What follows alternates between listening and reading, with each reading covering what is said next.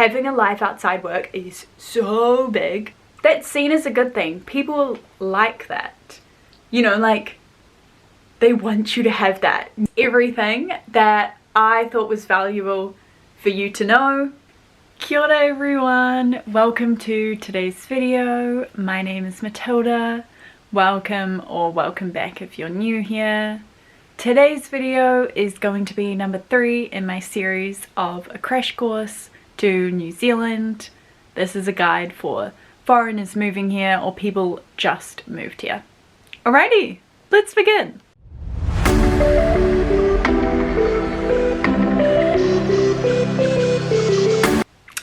Okay, today's video is salary, money and jobs. My credentials, so to speak, on this topic is that I grew up in New Zealand. I've lived in the South Island, I've lived in the North Island, I've been overseas and I've come back, so I know what it's like overseas in comparison to in New Zealand. And I also wasn't born here, so I know what it's like to have grown up and this knowledge be new, or be learning this knowledge as my parents didn't teach it to me. Let's get into it. So the first thing that I would have wanted to know is that the New Zealand dollar is lower than the US dollar. The New Zealand dollar is lower than the US dollar. It's about 0.5. I'll put the comparisons here. The New Zealand dollar is also lower than the Australian dollar, but not by much. It's probably 0.9. I'll put the exact amounts here as well. So, oh, and to a euro or a pound, you half it. So say you have £1, that is 50 cents. Or say you have £100, that's 50 New Zealand dollars. The most common jobs, what I would have wanted to know, is there's a lot of service industry jobs, meaning hospitality and tourism, much more hospitality, bars, restaurants, cafes, etc. Then you have your seasonal jobs, so these are great for people wanting to come to New Zealand for just a season, which can be up to a year. You can get a working holiday visa. For these jobs, you have to apply online, and there's other various criteria as well. I'll try find a link and put it in the description for this visa. Those seasonal jobs often encompass fruit picking or other activities as such, but fruit picking is the most common. From my experience, I've found that there's a lot of jobs in the trade industry, for example, electrician, plumbing, etc. Then you have a lot of jobs in engineering, accounts, so accounts payable, so accounting. You have a lot of administration jobs, and then you have government jobs. These government jobs are more commonly found in Wellington. In like loads of people, I feel like everyone I know in Wellington works for the government. They don't actually, but it feels that way. If you want a more business job or something a bit different, Auckland is probably the best bet because the population is so much bigger. You will be much more likely to find what you're looking for. There is also a lot of nursing jobs and less teaching jobs than you would imagine. To talk about wages and salary, first, minimum wage. Currently minimum wage is $23.50 New Zealand dollars. This is subject to inflation and it changes. Usually it can change every 8 months or between like 6 to 12. The next thing, when you get paid, this is important. When you get paid, they deduct from your salary multiple things. I believe I spoke about this in my last video. They deduct something called PAYE, they deduct KiwiSaver, they deduct ACC, and if you have a student loan, they'll deduct that as well. Within this, you can choose the deduction rate for your KiwiSaver, which is like a 401k. It's saving for retirement or a home. You can also choose your student loan deduction rate as well, but you can't choose your ACC or your PAYE. ACC is taxes that go to the government. ACC is like for health across the board, more or less. Which means that when you go to health services, you can get them subsidized through ACC. And PAYE is just your common run-of-the-mill tax. The next thing is work culture. I think this is super important to talk about because it's definitely different to other countries. Very different to the US, different to the UK, and kind of similar to Australia, I would say. So what I've written down is work-life balance, I've got my notebook, is huge, okay? Coming into work, this is just my perspective as well, full disclaimer.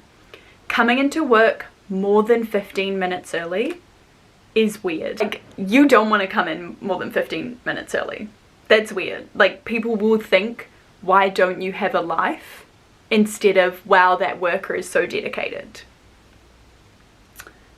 Generalization, but true. The next one is you can leave dead on when you clock out. So say your clock out time is 5 p.m. You can leave dead on at 5. And people around you will be like supportive of that. Most of the time, depending on what sector you're in.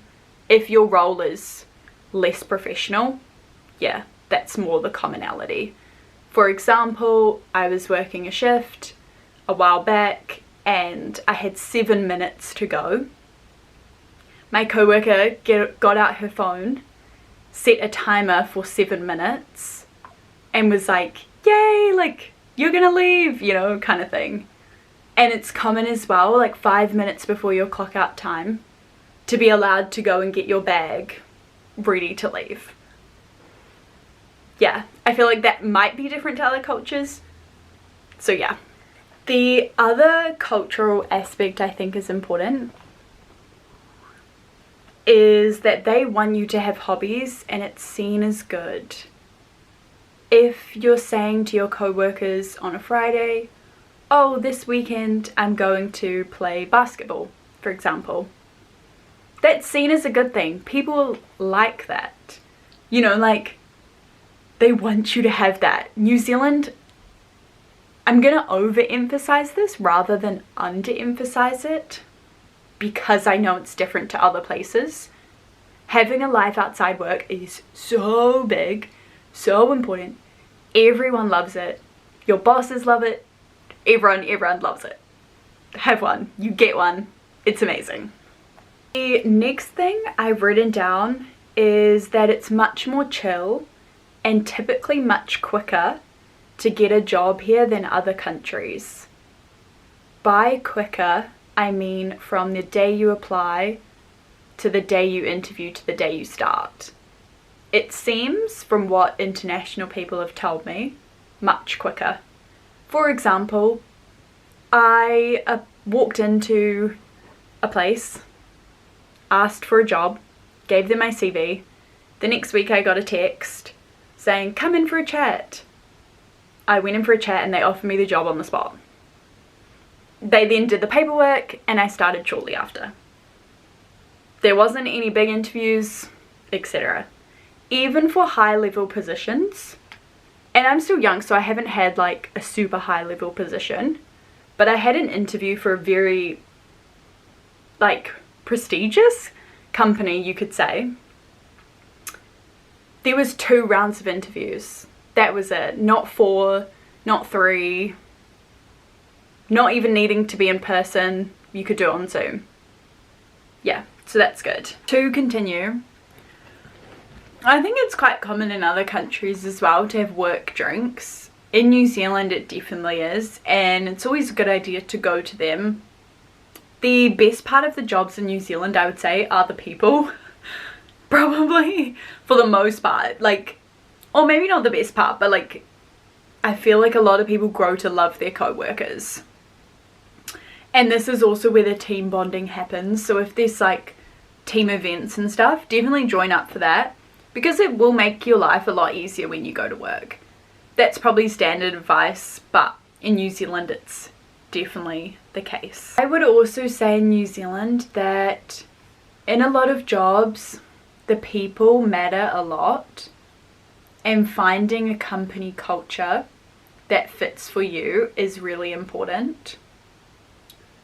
So when you're researching to apply somewhere, definitely look at their values. They'll probably have them on the website, and see if they fit with yours, like genuinely, because the chances are that other people at the company have those values too, and then you'll be around like-minded people when you're at work, which is so nice. Okay, second to last one. People do share their personal lives at work. Not all of it, and not everyone, but people definitely do, and do with their co-workers rather than their boss. So come prepared for that. People will probably ask you about your family, your kids if you have them, your pets, your hobbies, like things you do outside work. Very common. And also common to end up being friends with your co-workers, and then you're sharing a lot more than just not personal things. This is also the case in other countries. I'm just saying that it's definitely the case here. The last one to be aware of is, depending on your role, you might not be really trained. By that I mean, usually by your existing co-workers you get trained, rather than company training pre the role. This definitely still happens, but a lot of the jobs, it's on the job training. You come with what you have, which the company's accepted, and then you get trained by your co-workers. Yeah. Or no training at all, maybe. So yeah. That is everything that I thought was valuable for you to know. I hope that's helpful and you were able to take away at least one thing from today's video. Thank you so much for watching, and I look forward to seeing you in the next one. I can tell you what the next one is. The next one will be social, so all things social. The one after that will be political, plus including religion and Te Ao Māori, so the Indigenous peoples of New Zealand. Stay tuned. Thank you, bye.